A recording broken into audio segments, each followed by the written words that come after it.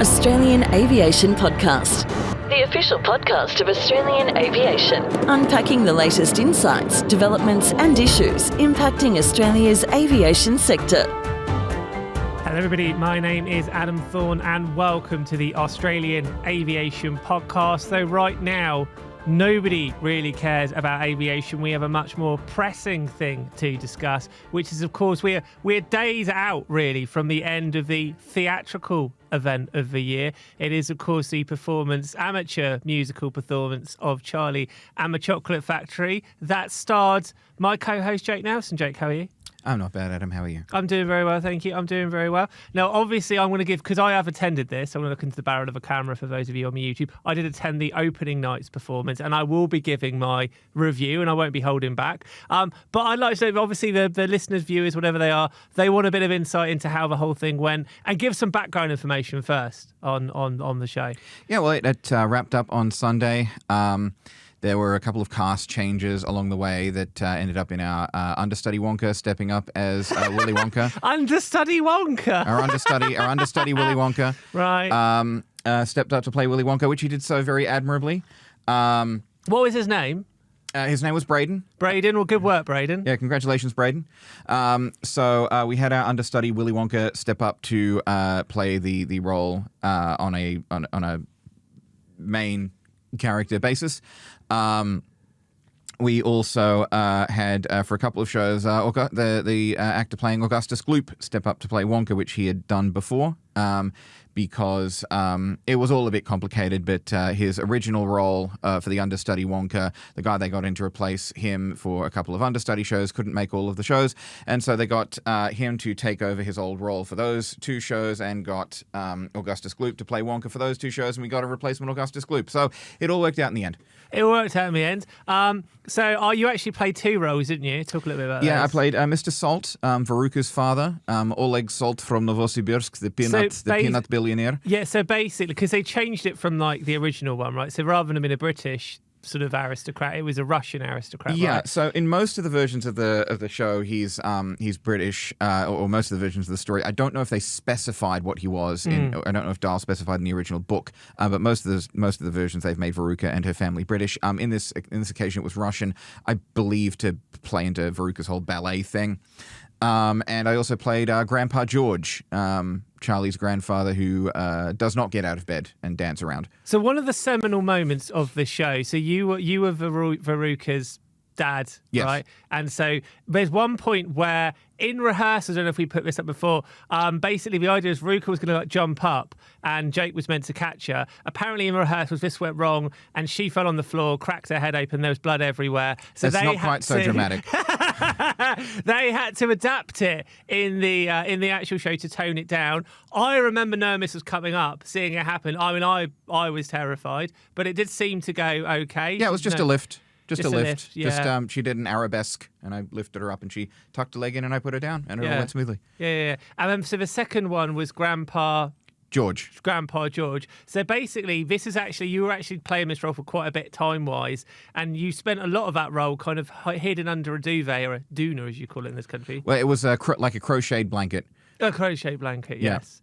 And until you were kind of unveiled. What I thought most was impressive about this more minor role is even though it was a more minor role, even when the focus wasn't on you, you were still like fully acting for the whole thing. You didn't switch off. Well, yeah, it's when you're on stage, you're on display, and you're supposed to be in character all the time. So absolute professional.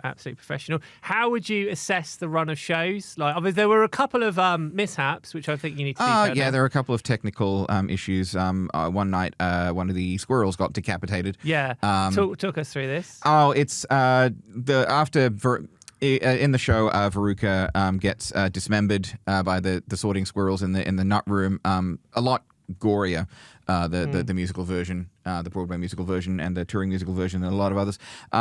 And one of the squirrels got trapped on the wrong side of the curtain when it closed. And so the squirrel was trying to duck under the curtain and the head came off the costume. So the head was just rolling around. That's quite brutal. I mean, it's a family show as well. Yeah, so. Well, I mean, Veruca had just been ripped limb from limb on stage. It's quite a brutal show because essentially what happens is all the kids slowly start dying and disappearing and stuff. Yeah, well, it's never actually confirmed that any of them had... I suppose Violet Beauregard does explode.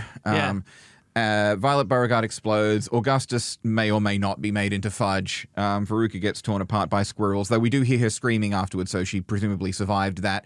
And Mike TV gets off comparatively easy. He just gets drunk and stuffed in his mum's purse. So Mike TV is like the little American kid, right? Yep. Right, so basically he gets stuck in the TV, but it was quite clever because they had brought down a projector, and they'd actually mocked him up like being in a computer game and being on TV. Yeah, a lot of special effects went on behind the scenes. Who was responsible for that? Because that was pretty good. That was Alaska. That was the actress who played Mrs. TV and who stepped in to play Grandma Georgina after our original Grandma Georgina left. Got a lot of people leaving this production, isn't it? Drama on set. Look, it all worked out in the end, Adam. But Alaska was responsible for the fantastic projections and stuff in the background, so would not have been as good a show without her. And yeah, it all went well.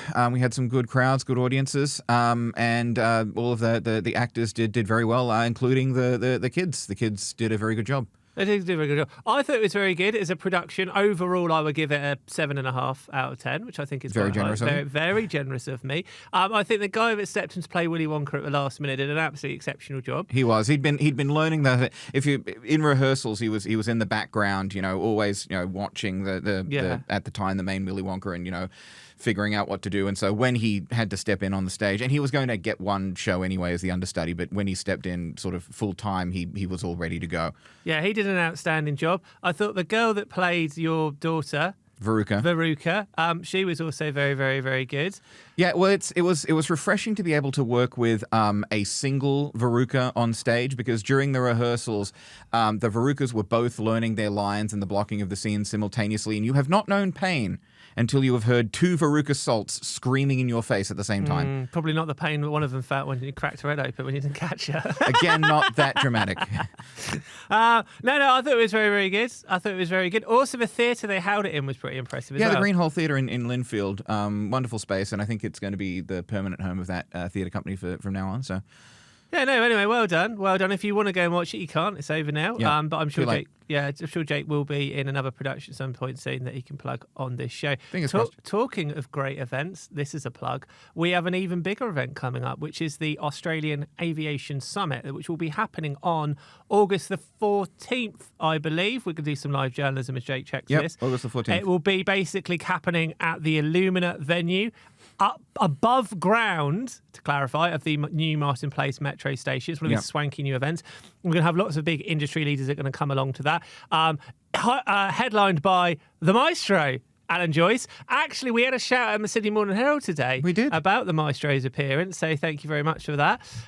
If you want to come hear him talk candidly about, getting the airline through COVID, all of the experience, you'll be hearing from probably the most influential figure in aviation of the last kind of 15, 20 years. So come along and listen to that. And thank you to our principal partner, Leidos. And then in the evening, we've got some fancy pants, black tie dinner. It is the Australian Aviation Awards. Obviously, if you've been nominated for that, you should, or you've been a finalist, you should come along. But you can come along anyway. You can come along anyway, have a nice meal, do a bit of networking. That'll be happening. I think it starts at 7 o'clock. But if you want to get tickets to one or both of those, if you go to australianaviation.com.au, it will come up with all the relevant information, or just shove it into Google and it'll take you to where you need to be. Right, plug over. Have we got any other shout-outs at all? We have had a comment, actually, speaking of Alan Joyce, on a video we posted a few days ago, just a short video of us talking about how Alan Joyce is going to be headlining the summit. At Lightning DB says, Qantas got $2.7 billion of government assistance and didn't pay any back when announcing record profits, unlike other companies, citing the COVID leadership is probably the worst reason you can have for getting Joyce in as a headliner. And we should say again, whether you like him or hate him, Alan Joyce was one of the most influential figures in Australian aviation for the past quarter of a century. And you've also got to say as well, they were given COVID help in the terms of JobKeeper, which everybody got, and also supplemented flights, which were kind of laid on to help keep the country going. Virgin obviously also received those. I think Rex also had similar sort of help as well. So you could make a good argument that actually Qantas had significantly less help than other airlines around the world, but got proper no holds barred bailout. So you can make a very good argument that for whatever teething problems that they had, and in the kind of the years following COVID, he still got that airline through in one piece. Nonetheless, this is your chance to get kind of the insight from the man himself. What's the name of this commenter? Lightning DB. And I would also like to say, if you thought that Alan Joyce did a terrible job as the CEO of Qantas, then maybe you could look to his, this is a chance to hear his account, and maybe you could take this as an example of what not to do. Well, exactly. I mean, I think there's two sides to every story. And we've always been, I would just say in general, we always try to be as unbiased as possible and give two sides to every story. So if you want to come and hear his side of the story, then come along and listen to him. It will also be one of his kind of first major public appearances since he stepped down as chief executive.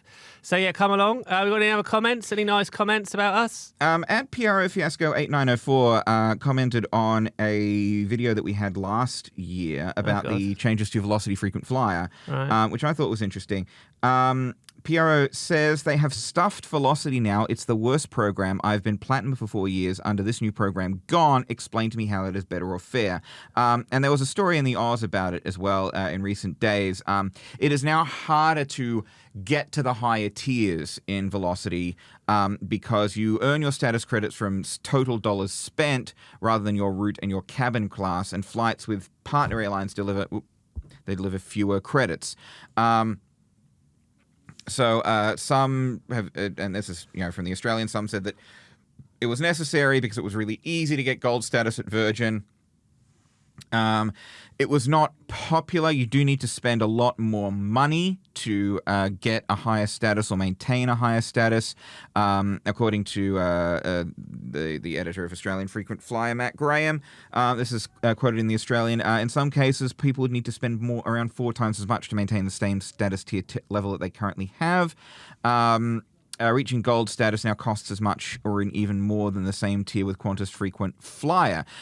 So that's kind of an interesting observation. If you're a Velocity member and you're at high status, I've made peace with the fact that I'm never going to get above red status. But if you're sort of at a higher status in Velocity, or you're looking to get to a higher status in Velocity, how is it for you now? Has it become appreciably worse under these new changes? Be interesting to see customer feedback. Jake.Nelson at momentummedia.com.au. Send your feedback straight to the big man himself. And media@australianaviation.com.au as well.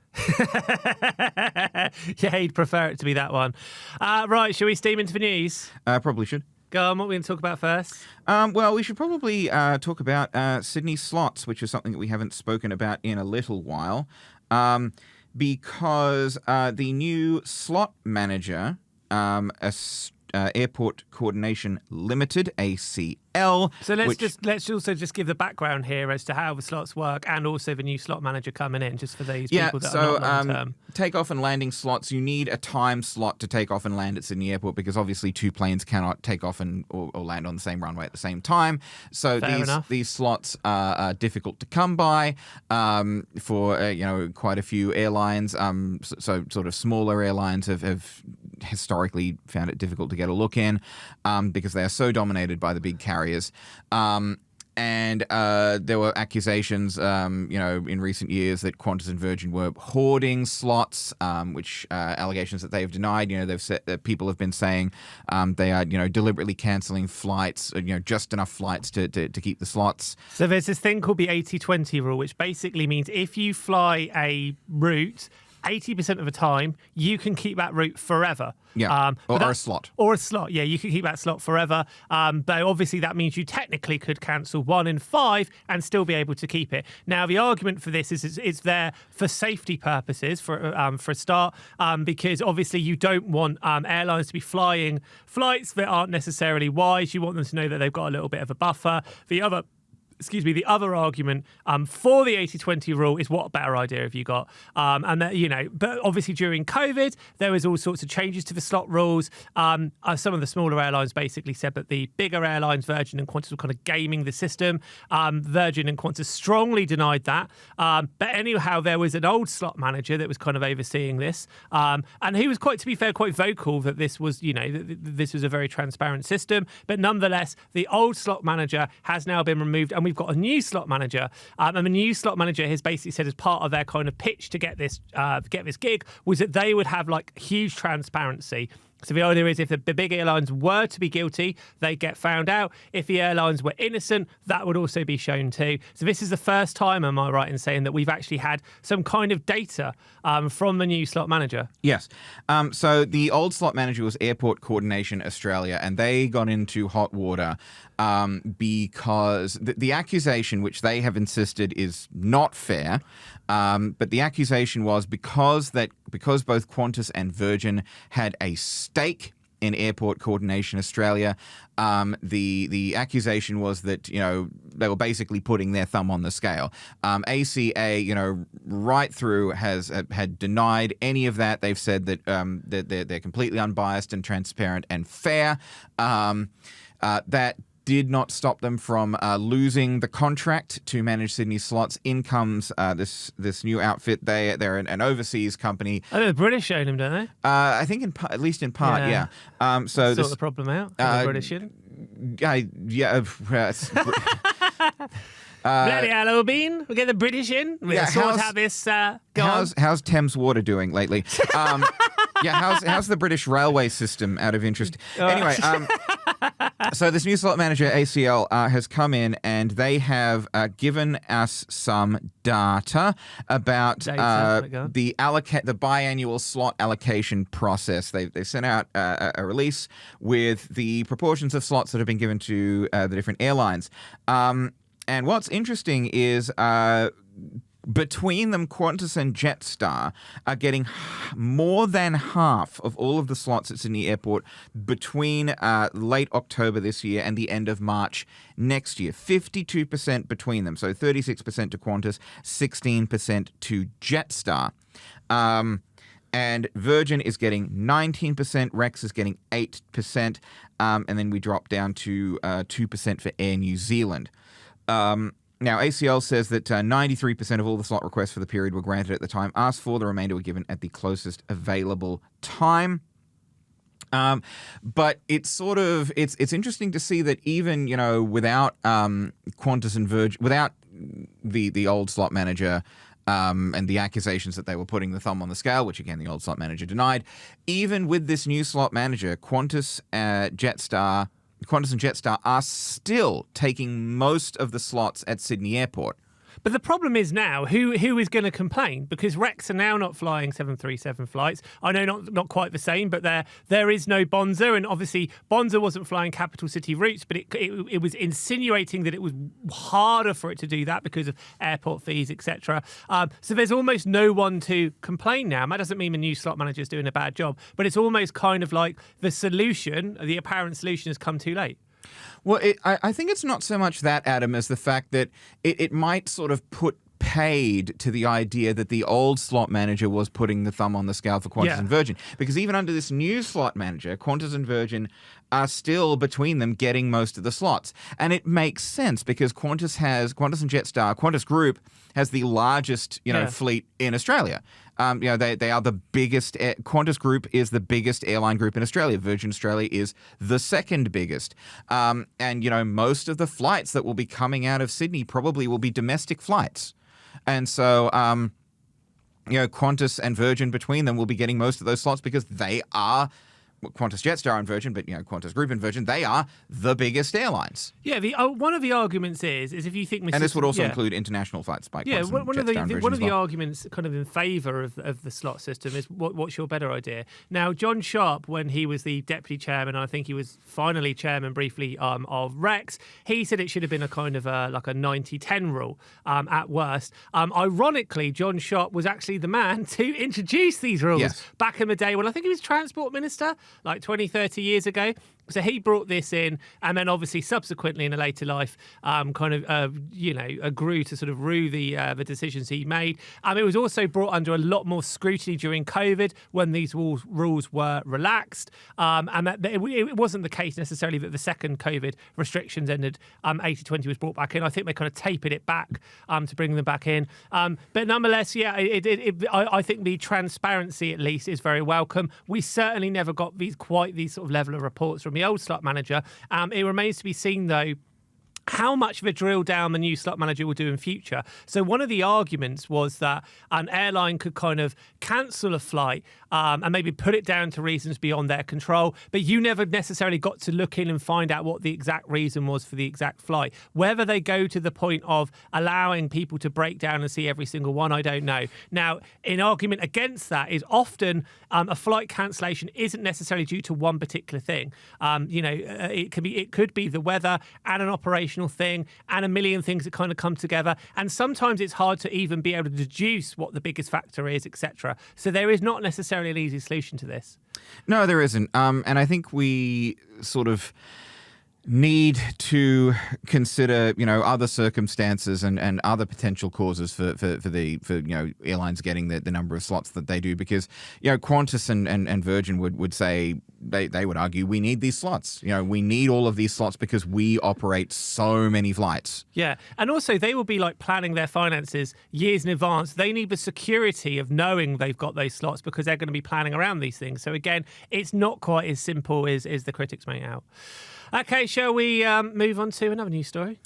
Yes. So this next one, this is one that you reported on, Adam. I'm throwing you under the bus again. Or I'm throwing you under the plane, I suppose.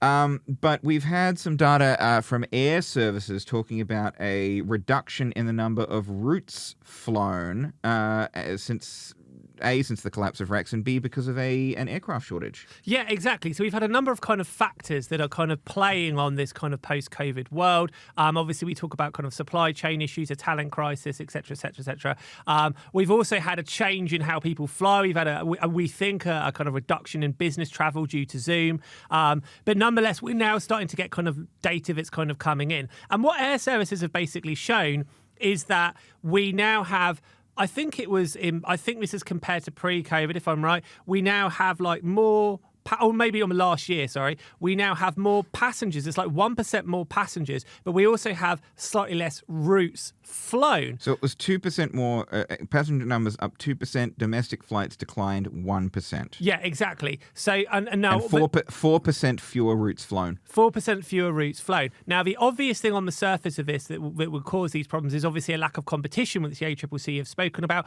Bonds have launched lots of unique routes, which is one of their kind of big selling points. Obviously, you had Rex flying those traditional services as well. So they're now out of the mix.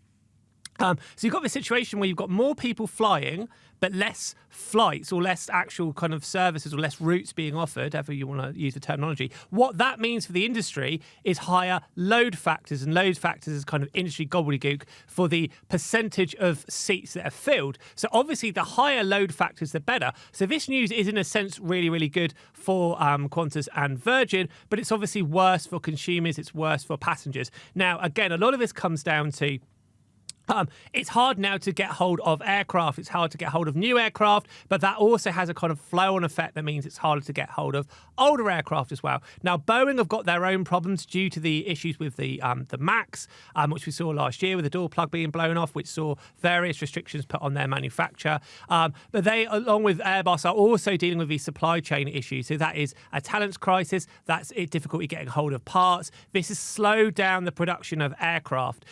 So both Qantas and Virgin over the last kind of year or two have put kind of mitigations in place to try to help them.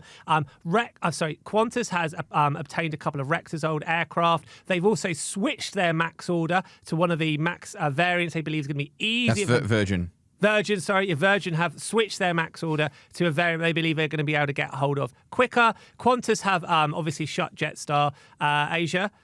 In order and basically taken their fleet of aircraft, and they're going to be amalgamated into their Australia and New Zealand operation. They have also got hold of some midlife, as they call them, effectively second-hand 737s, and they've kind of begun this process of, I think it was initially 40, but it will now be more than that, refurbishing old cabins. So effectively you go in an older aircraft and it looks like a new one. But nonetheless now, airlines are having to deal with the fact that they've got less aircraft. The other issue, of course, is a kind of a side project, a side tangent here, is that while older aircraft are perfectly safe to fly, as they get older, much like a car, they will need more maintenance, and there is more chance, obviously, of things going wrong. Maybe not necessarily in a kind of a fatal way, but certainly the kind of niggly problems that can cause delays and cancellations. Certainly, the new Qantas chairman was very candid. I think it was about 6 months or so ago, where he said this kind of old fleet we've got is a large part of some of the kind of reliability issues that we've had, and it's creating this perception we've got a bad service. But nonetheless, you can see how this kind of global issue of getting hold of aircraft is having a knock-on effect. But it's very interesting because air services are in a unique position because they're able to look at their own data, but they're also able to compare that and look in tangent with the BITRA data released by the Department of Transport. So this is kind of more information of how we're seeing the effects of this locally. Oh, got away with that. Oh, I don't like having to talk about the news. Yeah, right. Shall we go for a break? Okay, welcome back. So Jake there threw me under the plane and made me talk about some news. What are we going to talk about next? And God willing, it's nothing I've had to write about. Well, Adam, I believe you wrote a story about some drones, which we'll get to in a moment. Oh, look at that, eh? The consummate presenter. Yeah. A little step over. Techers, as we call it back home. Go on.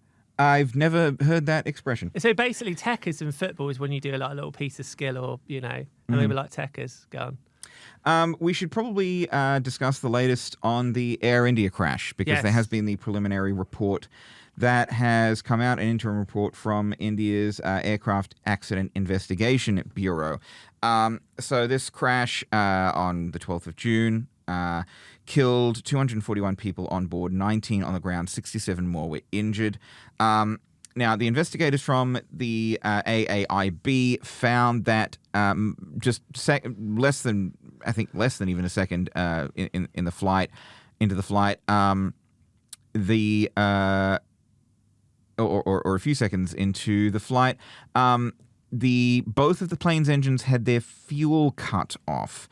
So, according to the report, at about 8:08 and 42 seconds UTC, the aircraft achieved its maximum recorded airspeed of 180 knots. Immediately thereafter, the Engine 1 and Engine 2 fuel cutoff switches transitioned from run to cutoff position one after another, the time gap of 1 second. Quoting from the report, the engine N1 and N2 began to decrease from their takeoff values as the fuel supply to the engines was cut off. In the cockpit voice recording, one of the pilots is heard asking the other, why did he cut off? The other pilot responded that he did not do so. Now the switches were flipped back on. The engines began to relight, but only one of those two engines was starting to regain power. And so the aircraft did not have enough thrust and ended up crashing into the ground. Now, this has led to further questions, and the families have been asking for more detail. They've been asking for accountability, which is perfectly fair. We've also had maybe some irresponsible commentary or speculation from media outlets like, I'm sure you will be surprised, Adam, the Daily Mail. Kind of like, trying to dig into the pilot's psychological histories and being like, this pilot was this pilot depressed because his mother died, and did he crash the plane on purpose? And it's just, stop it.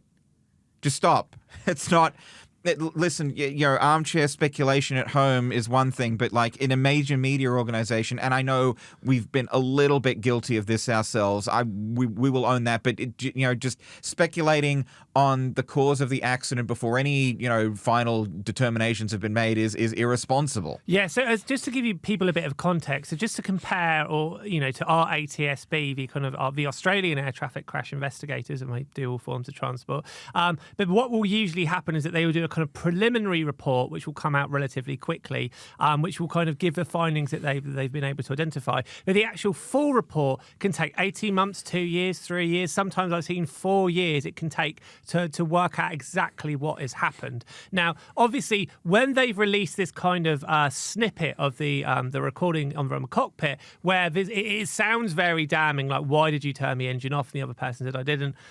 Obviously, that kind of like it kind of transfers guilt onto one of those pilots. But we have absolutely no idea what happened really. We do not know whether that person purposely did that, whether there was more likely, you would argue, a mechanical fault that they weren't aware of. We simply do not know. We will also, it will take a long time to be able to look into the kind of human factors, like how human beings react to these kind of things. It will take a long time to be able to examine the kind of conditions that they were taken off in, perhaps the state of the aircraft, etc., etc., etc. These things take years. And so there's obviously a balance with news organisations that when these stories come out, people want to get an idea of what may have happened, but there's certainly like a line that you like to think you couldn't cross. And it's obviously very unfair for the pilots' families when they're seeing all these kind of YouTubers, that are coming there with all this speculation, digging into somebody's private life. Like Jake has said there, we simply do not know, and we will not know the kind of truth of this for a long, long time. In fact, on many occasions, nobody's able to find a definitive reason why something happened. And actually, a lot of the time, it's a combination of factors. The reason they do these crash investigations, as we say almost every week, is not necessarily to prosecute people, but it is to kind of learn lessons from this so that these things don't happen in the future. But nonetheless, the reports cause a bit of a furor, and that the families have effectively said, we want more detail, we want more answers. They're almost sceptical about this release. And it's something that you see in air crash investigations all the time, particularly high profile ones. You get all these armchair analysts coming out and saying, MH370 is the classic example, in modern times. It's like, what happened? Was it a mass murder suicide? Was the pilot doing this? Was the pilot doing that? Until they find the plane. And even perhaps then, we simply will never know. There's theories and there's speculations, but you get all these documentaries, some of which are pretty ghoulish, speculating on what might have happened and whose motives might have been to do what, and it's just I don't think it helps. No, because you obviously, a lot of people have died, and they were people that have been, killed in the sort of prime of their lives. That has a huge effect on all the families. So people release this kind of stuff, and they get all the kind of the hits and the views and what have you. But the actual people directly affected, this does not help at all. You can argue that is just a kind of not a symptom, that is a result of the way the world is now with media. But nonetheless, it's obviously very distressing for the families. Yeah, absolutely. So, if you're out there and you're thinking of making a YouTube video or something about the pilot's hidden motives that might have caused him to deliberately crash the plane, just stop. Just stop, please. Well, on that note, we're going to go for one more break. When we come back, we'll talk a little bit more about the week's news. We'll be back in a minute. So we're going to talk a little bit more about the news. Jake, what is up next? Well, you can't get away from it any longer, Adam. Okay. We're talking about it. We're talking about I will say a far less depressing accident investigation. There was an incident a couple of years ago with some drones in the Yarra River. Yeah, so basically the Matildas, the Australian women's football team, were having a kind of warm-up match for the World Cup. And the City of Melbourne basically kind of in advance of this, were going to put on a drone light show with 500 drones. And what basically happened is sort of shortly in advance of when the drone light show was going to begin, it transpired, I think, 427 off the top of my head. Yep. Drones kind of like dramatically just fell into the water. Extraordinary. And in fact, before this happened, what happened is that the drones started like crashing into each other and then just started plopping into the river. An absolute disaster. They actually went and sent divers in to try to get as many of the drones back as they could. I think they got about half of them back. Half of them are still there, sunk to the riverbed. And obviously the reason they tried to get hold of them is supposedly, at least, the kind of chemicals that could be released by the batteries, etc., etc., etc. But nonetheless, they've done this full ATSB investigation into it. And effectively what's happened is the conditions were too windy to be able to launch the show. And the kind of chief pilot who was in charge of it didn't really notice this or didn't see this, because that person wasn't able to see or didn't know they were able to check the wind conditions on their computer, effectively on their laptop, which would have told them. Now, in defense of this person, the ATSB had said that the pilots in general and the team in general weren't necessarily aware or weren't necessarily trained that this was a piece of information they could get on the laptop. And there was also no active system in the app to alert the user that there was a problem with the wind. I mean, bear in mind, you'd imagine wind is the thing that's going to like kibosh it the most. You're thinking like an alert would go off, but for some reason, whoever designed this program, that is a major oversight. Yeah. I do feel very sorry for the drone operator. It's very, very funny, though. They're is. just dropping out the sky. Look, maybe they can start an underwater drone show. Well, maybe. Yeah. Maybe. But yeah, no, I do feel sorry for them because obviously these drones as well aren't cheap because they're all specially adapted, et cetera, et cetera, et cetera. But yeah, nonetheless, they are literally just dropping out of the sky. What I would say, actually, in the kind of defense of drone light shows and people that operate them, they kind of have a sort of almost like an invisible sort of force field or invisible wall that they can't actually escape from. And what that means is that rather than like shooting off and hitting the crowd, they are designed if something goes wrong, basically just to drop down vertically. Unfortunately, if you are doing a drone light show over the water, they're just going to plop into the river. So yeah, very, very, very unfortunate. And I mean, there's a lot to be said for drone light shows. When they go well, they can be. There's cities that are replacing fireworks for New Year's Eve and such with drone shows because less, it's quieter, it's less smoke, it doesn't disturb the wildlife. You can actually get some really impressive patterns from drone light shows and things like that. There's been talk for ages of replacing the Sydney fireworks with a drone show. So there's a lot to be said in defense of drone shows when they go right. I mean, there's also the wonderful drone light show that they've got out at Uluru, which I think we've spoken about a couple of times a year or two ago, which I've heard is very impressive. And so drone shows can be a wonderful form of entertainment when everything goes right. Yeah, and it's also a great kind of mix and a rare unique of how technology can meet creativity because obviously it's not necessarily just about moving the drones around and the pictures you create, it's the story you take the audience on. Yeah. And also it's a lot cleverer than you think because the genius isn't when they move into position, it's what happens when some of those drones turn their lights off like a kind of sleight of hand to move into the next position. And that's obviously a big juggling act. They've also got to consider things such as the background that they're up against. Does that work with the presentation they're trying to do? They need to think about the music they play. So there's an awful lot involved in it. We're going to see over the next sort of 10, 20 years, these displays get more and more complicated. So obviously on the surface, you'd think that would involve more drones. Not necessarily. More drones does not necessarily equal a better display. But you're going to see drones that are capable of doing more exciting things. So at the moment, these drones are like traditional drones. They're moved kind of relatively slowly. But you could well see a point in future where these things are incredibly flexible and are able to do more and more amazing things.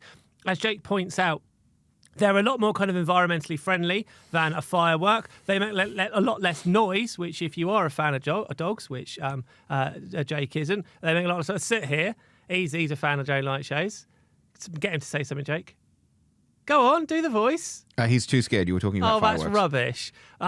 So basically, Sit's a fan of drone light shows. But again, they also have a potential to do more and more and more creative things. When I did a big feature on drone light shows, which you can check out on the Australian Aviation website a few years ago now, the point they made is not necessarily that they would replace fireworks, but they could work kind of in tandem with them. And some events would be better having drone light shows. Some events would be better having fireworks, but they're becoming more and more common. So even like 5-6 years ago, they were a rarity. Now you seem to see them all the time on Sydney Harbour, even if it's a smaller kind of display. So these things are here to stay. Nonetheless, this is an unfortunate incident that occurred. It is. Speaking of drones and things crashing into one another, we've got some drones being deployed by the New South Wales government to monitor and respond to traffic incidents. So this is around the Greater Sydney region. I believe they're going to be putting them on more highways, but at the moment they've been installed at Mooney Mooney on the M1. Mooney Mooney? Mooney Mooney. I've never heard of Mooney Mooney. It's on the M1. Mooney Mooney. Mooney Mooney. And Narellan on the Hume Highway. So they've got, it's basically this drone in a box technology. So you've got the base station out there and the drones can be piloted, I think, up to 8 kilometres from the base unit in either direction. So covering 16 kilometres of road. When you say drone in a box, just to explain, that basically means that when they kind of land in their box or they land on their base, they kind of recharge. Yeah, so, basically, and if you've got more than one, and you're thinking of them all up, it means they can kind of constantly be flying. Yeah, and they're controlled from 50 kilometers up to 50 kilometers away in the sort of the transport management center, and this is basically the idea is they'll be able to sort of patrol up and down the roads, cover the area, spot traffic incidents quickly, so that they can be responded to quickly, and that this should hopefully bust congestion and help keep roads flowing more smoothly. Yeah, the problem with this is, and I think we've spoken before about New South Wales and its love of rules. It all starts up very innocently. We're going to use these drones to help traffic move a bit better. Next thing you know, these kind of police drones, automated, will be patrolling the roads, convicting people of crimes, etc., etc., etc. So that's the kind of can of worms this opens. I suppose in the short term, it does seem to make sense in that, like, if there is an incident, you can dispatch a drone a lot quicker than you can dispatch anything else. And I would imagine that these drones are kind of getting an initial idea of what happened there, and that would help them coordinate their more human response quicker. Well, it sort of reminds me of the thing, speed limits enforced by aircraft or something, where like maybe they'll start dispatching predator drones if you're speeding too much. Yeah, that's where it'll go. 100%. I mean, New South Wales government, you can see them like pioneering this stuff. Yeah, no, it's keep the roads safe by blowing speeders up when you see them. Little missiles attached to them. If you go like 5 kilometers an hour over the limit, just dispatch a little missile, take you out. And if you hit 88 miles per hour, you'll actually go back in time to before drones were invented, so that would be fine. But yeah, so traffic busting drones on the highways of New South Wales should be interesting to see how that technology develops, and hopefully maybe it does help things move a little smoother. Yeah. All right. What's next? We've probably got time for about one more thing, Adam. And this is some good news for you, actually. Excellent. I mean, you've been on the dating scene for a while. Certainly have. Getting into Adam's personal life here. We're hearing all these stories about Tinder dates that Adam goes on in the office. Bumble in the office. Well, Adam, some good news for you from Air New Zealand. Fantastic. Because Air New Zealand is launching a campaign, a PR campaign called 30 Flirty and Flying.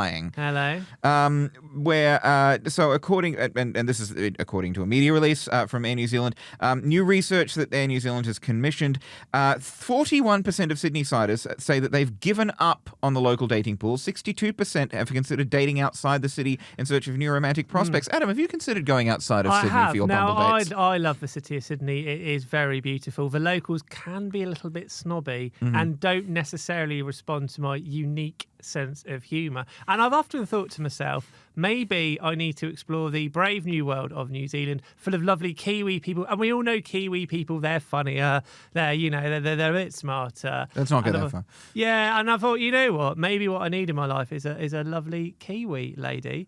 Sounds like I might be in luck. Yeah, well, you very well might be, Adam, because Air New Zealand is under this campaign. It's basically a competition where 30 individuals, so 15 winners and their wing people. Right? Will be given return tickets to Queenstown. Hello. So you can nominate a friend, or you can nominate yourself for this competition, and potentially win return tickets to Queenstown. Now, apparently, again, this is according to Air New Zealand's research, 74% of Sydney singles are open to striking up conversations with strangers while travelling. 87% have either had or open to a holiday romance. Absolutely, I am. Of those currently on dating apps, 69% say they regularly see the same faces. Do you get the same over and over again? Yeah. And they probably get your face over and over again, which is always a jump scare when that one comes up. A lucky thing, that beautiful face. 39% are future matching, so swiping in places they plan to visit. 37%. I've done that. Yeah. 37% are geo-lusting, browsing in far-off cities. I've also done that as and well. 26% admit to location faking in search of something or someone. I would never. I mean, I'm an acclaimed journalist. I wouldn't be faking anything. So the general manager of Australia and Air New Zealand, Catherine O'Brien, says, quote, "Our research shows Sydney singles aren't just open to change, they're craving it, whether it's swiping in future holiday spots. Help me.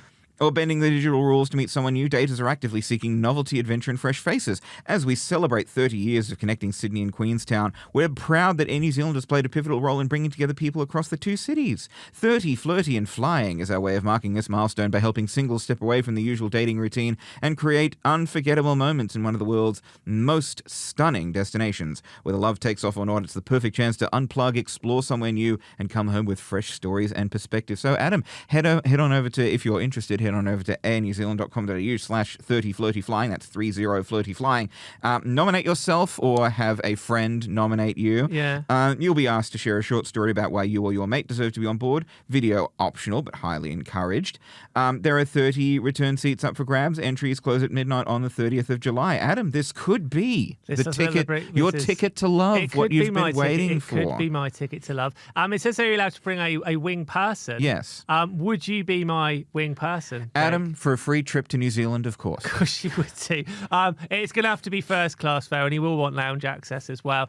What would you, if you were kind of going out with me and you were my wing person, what would be your tactic to kind of set me up, you know? Because usually I'm setting you up for jokes and stuff. So what would you be doing to help me, just, get it across the line? With a lovely young lady? Look, ladies, sorry, I am engaged, but have you met my friend? No, that's very, very good. Yeah. That's very, very good. And obviously, you've highlighted my bad love life. But you are himself not a stranger to flying for love, are you, Jake? As we found out a couple of weeks ago. Please do share with our audience your little trip. Oh, he's so angry. He's livid. Share with our audience your little flight to Baltimore back in the day. I flew to Baltimore to meet up with a woman I met online. Yeah. It was a great time. But you'd never met her previously. Knew her quite well online. Yeah. We were on the same internet radio station. Yes, I've been doing this sort of thing for a while. Yeah. And went to Baltimore. Took in a baseball game. Saw Washington. Saw Philadelphia. Nice time. You absolute Lothario. So we were in like a kind of like an editorial pub lunch, and we were talking about like what's the most crazy thing you did for love, and then he just pumps out. He's like, "Oh yeah, went to Baltimore." I'm like, "What? Yeah, it's extraordinary. It's extraordinary." Unfortunately, didn't work out with that lovely person, but you're now engaged. So yes, yeah. Yep. 9 years together as of the 3rd of July. Yeah. So it's been wonderful. With my current partner, who is doing wonderful work for New South Wales Health. Yeah. And I did not even have to go to Baltimore to find her. No. Well, on that magical and perfect note, we should probably wrap up the show. I will say, what am I meant to say? Not goodbye from me. What do I usually say, Jake, at this point? I say something like, "Oh, Jake, say goodbye."